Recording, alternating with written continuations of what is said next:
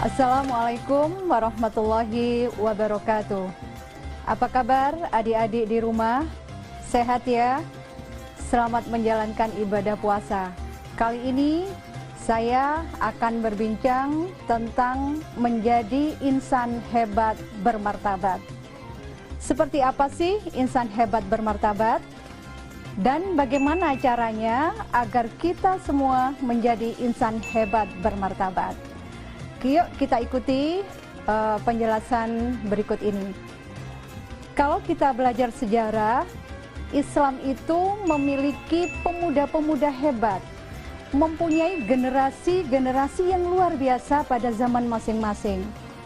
Di usianya yang relatif muda, di usia remaja, mereka mempunyai karya yang luar biasa. Misalkan pada masa sahabat ada namanya sahabat Zaid bin Sabit. Pada usia 15 tahun, beliau ini sudah menjadi tim penulis Al-Quran. Kemudian pada usia 17, beliau ini belajar tentang bahasa Suryani, sehingga beliau menguasai dan menjadi penterjemah Rasulullah tentang bahasa Suryani ini. Begitu pula dengan para intelektual muslim kita, baik zaman klasik, pertengahan maupun modern, banyak sekali profil-profil ilmuwan kita yang menjadi insan hebat bermartabat. Misalkan Al-Farabi, Al-Kindi, Al-Ghazali, Ibnu Khaldun, Ibnu Sina, dan masih banyak lagi yang lain. Siapa sih Al-Farabi? Kalau kita kepingin tahu profilnya, insan hebat seperti apa sih Al-Farabi itu? Al-Farabi ini mempunyai karya, mempunyai kitab, mempunyai buku sebanyak 100. Bayangkan usianya saja nggak sampai 100, tetapi beliau ini mempunyai karya yang luar biasa, yang jumlahnya 100 dari berbagai bidang ilmu. Ada matematika, ada filsafat, ada sosiologi, ada politik, bahkan musik. Nah, itulah hebatnya Al-Farabi. Berikutnya ada Ibnu Sina, yang di dunia barat dikenal dengan nama Avicenna. Siapa beliau? Insan hebat seperti apa beliau? Sampai pada tahun 1955, beliau ini dinobatkan sebagai bapak kedokteran di Teheran waktu itu. Nah, kenapa menjadi bapak kedokteran? Di dunia ini semua merujuk kepada karya-karya Ibnu Sina. Ada Al-Qanun, ada As-Sifah, dan lain sebagainya. Ada lagi Al-Mawardi, ada lagi Ibnu Khaldun, yang karya-karyanya sampai detik ini bisa kita baca. Ada lagi yang namanya Al-Ghazali, yang mana karya-karyanya itu sampai 450 buku. Bayangkan adik-adik semuanya. Beliau usianya hanya 58 tahun, tapi karyanya sudah 450 tahun di berbagai bidang ilmu. Selain itu Ibnu Firnas ini penerbang pertama ketika di Amerika pada tahun 1903 itu ada Wright bersaudara yang menjadi penerbang pesawat pertama. Ibnu Firnas ini jauh sebelum itu sudah menerbangkan sekalipun dengan teknologi yang sangat sederhana. Kemudian ini menjadi inspirasi bagi dunia keilmuan kita.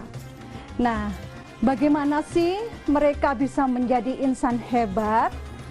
Bagaimana kita bisa meniru beliau-beliau itu? Nah, sebentar lagi kita akan kaji kunci sukses menjadi insan hebat pada era milenial ini. Kita jeda dulu sebentar, bersambung setelah ini. Adik-adik di rumah, sekarang bagaimana Al-Quran membincang manusia hebat ini?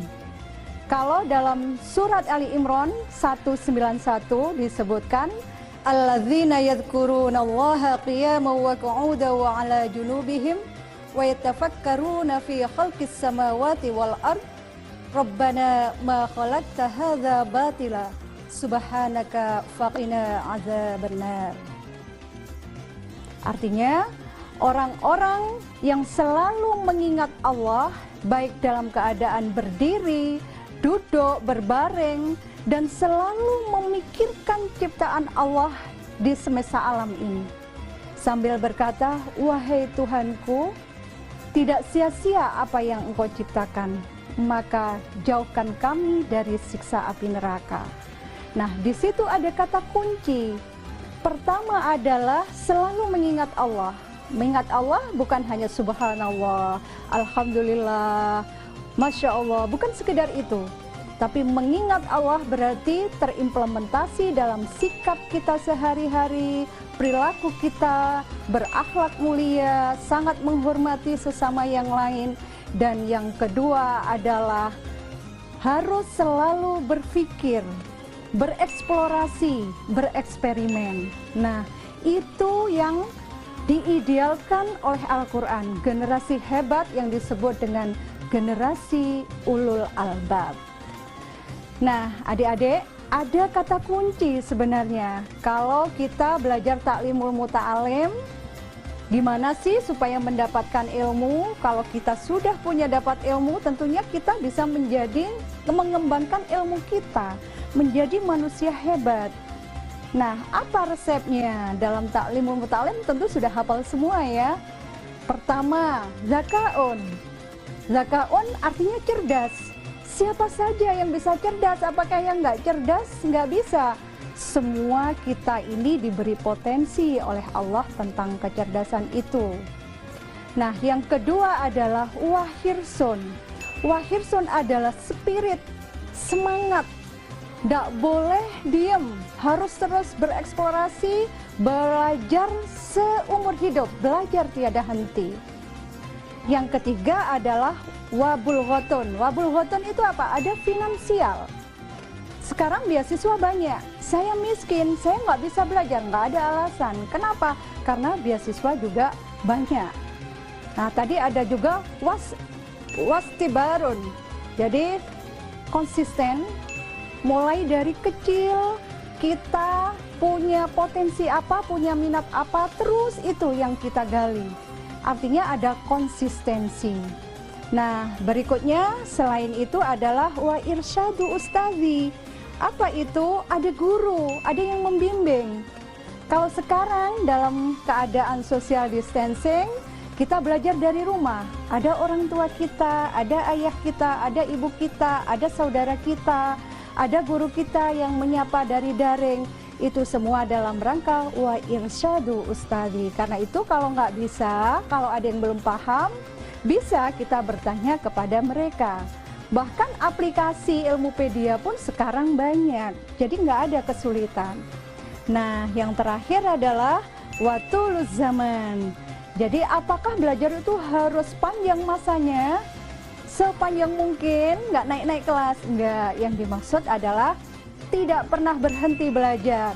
Di rumah, di sekolah, kapanpun itu harus terus bereksperimen dan bereksplorasi. Dan ingat, para intelektual muslim yang berhasil menjadi insan hebat tadi, ketika mau belajar, ketika mau menulis, ketika mau mengarang buku atau sebuah kitab, itu dalam keadaan bersih, suci, sehingga apa? Mudah masuk.